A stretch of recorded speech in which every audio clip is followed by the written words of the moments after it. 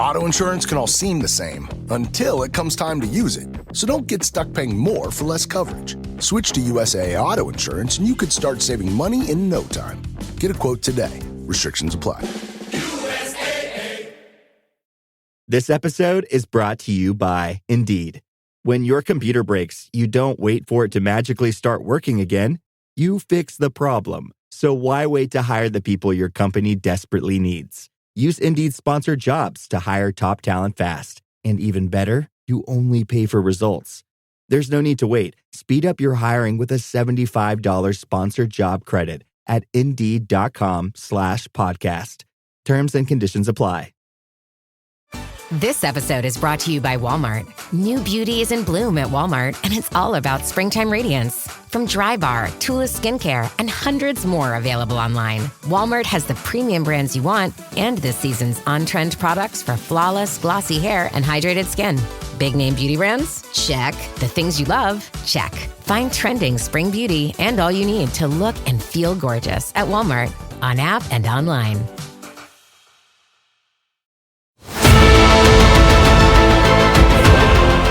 You're listening to Saucepans and Sidesteps.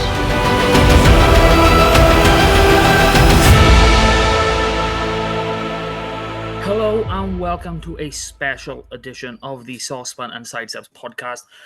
Joining me, Big M, I am delighted to bring you Scarlet's loose head prop, Sam O'Connor. Thank you for joining me. How are you? Yeah, all good, mate. Just having me. Yeah. So, you've been with the Scarlet for 6 years now, 2019 when you first signed. So, tell us a little bit about your rugby journey.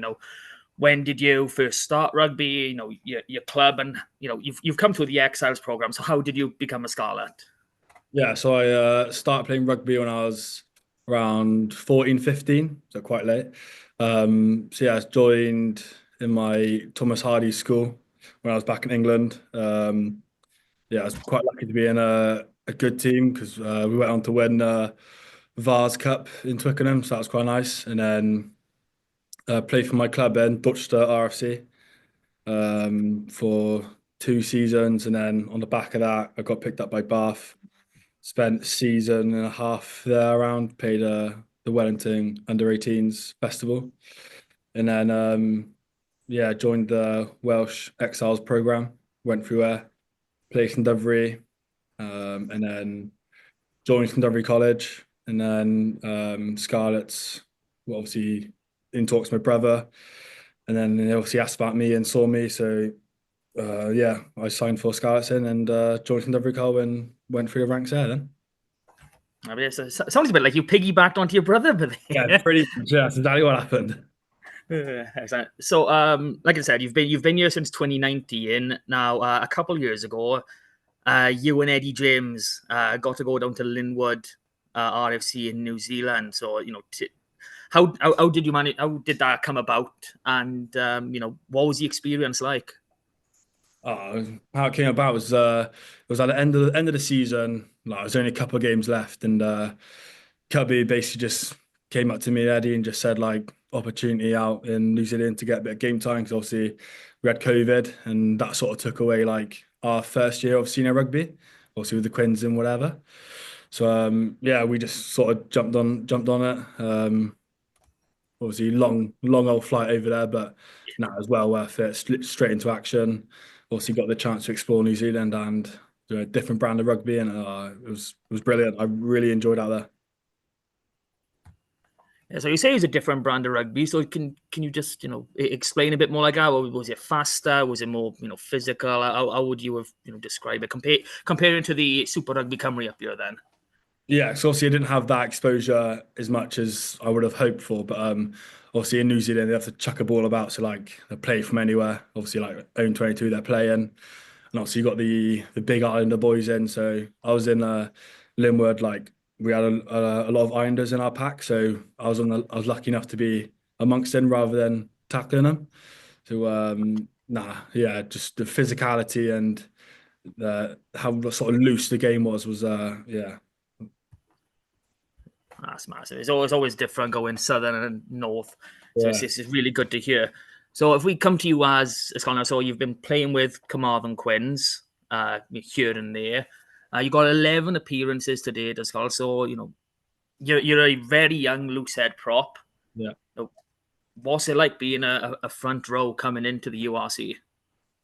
Yeah, it's tough. It's obviously, obviously coming on the weekend against a two-time World Cup winner. Like, it's obviously there's a lot of pressure, and you just gotta back yourself and just sort of back your process, and it's more just just backing yourself and believing you're good enough to go against them boys. And the more experience you get playing for like the likes of Carmarthen Quins, like it's massive because obviously in the Super Rugby League you can come against like a 30-year-old tight head, but he knows all the rules and different angles, and like he'll teach you a lesson. Like, so it's taking them lessons and just getting better week out.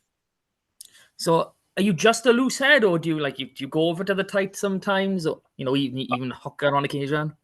No, I've never scrummaged tight head and hooker and whatever. Sort of, I've only got a loose head, but I'd be open to trying. Like, it's whatever it is, isn't it? Yeah, I've always found tight head is more fun, but I always preferred being on the loose myself. So you've played alongside some greats. You've had British Lions like Wyn Jones, in your position, coming up, in training against Henry Thomas. So what are these boys like in training? Are they full on, or do they give you a bit of a free pass? Now, obviously, it's competition's competition at the end of the day, but when you're young, you're a young prop. You obviously you want to try to pick the brains of the likes of Wyn Jones and boys who've like been there and done it. So, no, all the boys like through the years and whatever, they've been really good, and I've tried picking their brains and just trying to get better. So what would you say is the best bit of advice you've been given then? That's a bit of advice. Probably like scrummaging wise, just like process, like get your process, whatever.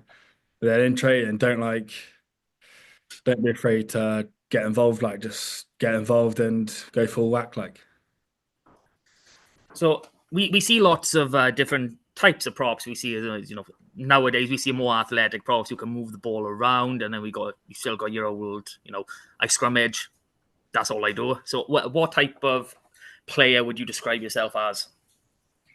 I'd like to think I'm quite an athletic prop. Like I'm quite fast. Like I'd obviously want to obviously set pieces. That's your job. You got to get that done. But I also try to think myself of trying to get in the ball and show that other side. Like, Yeah, that's brilliant. So if we come on to the team now, I don't want to talk about this past Saturday because I'm still a little bit too upset. But it's a West Wales derby now this Saturday, as you well know. There's biggest crowd of the season expected.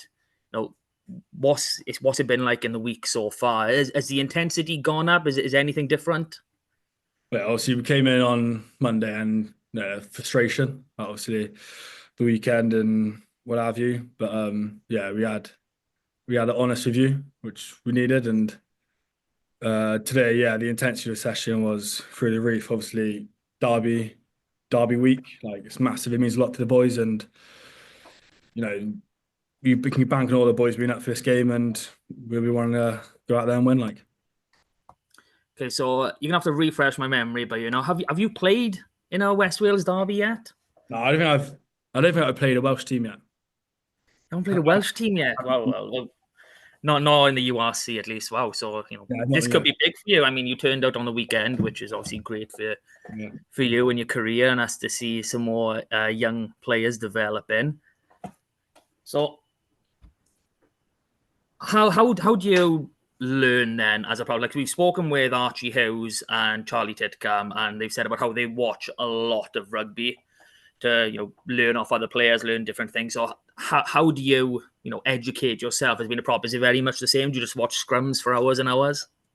Oh yeah, well, me and Charlie lives together, so obviously he's rugby mad. Like he'll watch every game, and I'm more or less sat next to him watching the games on the weekend. Like, so we all watch a lot of rugby. I think you have to get like understand the game and get better. But yeah, when it comes to scrums, like yeah, after a session, like you've got to look at your process and the scrums and just how you can get better and like what other loose heads are doing and how they're scrummaging. It's just trying to pick up every like little details. I'm really interested in this relationship with Charlie now, watching rugby together. Is it every scrum with his decision? Does he just turn to you going, what just happened there, but? Yeah, he's obviously trying to he's asking like, oh, what's going on now? I'm like, well, Attention, please. This is it's always like, it's hard to see when looking at the screen and you're trying to tell him. You can't see, like when you're there, it's so different. That's why referees are so hard to actually get the right call most of the time. Yeah, it is fun. So that's the easy part of this interview. Dan, we're going into some really hard hitting stuff here. So quick fire questions.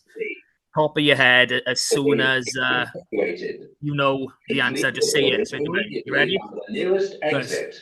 Do not use the lift. We're going to go through some quick fire questions now. So top of of your head. head, straight answer. Happy, yeah. Okay. Been bigging this up. I've been trying to think of a good one for you, but I don't think I've got one quite yet. So tea or coffee? Coffee. Early bird or night owl? Early bird. Favorite player growing up? Joe Marler. If you could have any superpower, what would it be? Teleportation. That's a new one. I like that. Fair play. If you could be any animal, what would you be? Eagle. Scrum or line out? Scrum. Any pre-match superstitions? Left boot on every time first. Last meal on earth, what would it be? Lasagna. Lasagna, solid. Having a dinner party, any three guests, any period of time, any sport, political, whatever you want. What three dinner guests are you having? Adam Sandler, my brother, and Phil John. Oh, you've got two of them down already, man. What's going on, like? All right, then. Thank you so much for joining me. That's all my questions answered, Sam. So, to all our listeners, if you've enjoyed this, please like, share, subscribe, follow, and we look forward to bringing more content like this. Sam, thank you once again, and we'll see you all the next one. Cheers, bye. Thank you. Have a minute.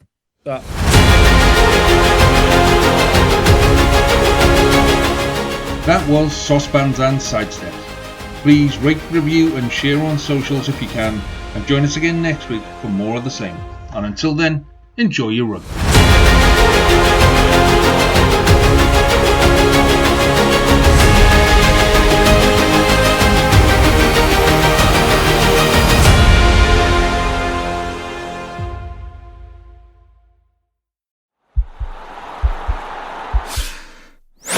This podcast is part of the Sports Social Podcast Network.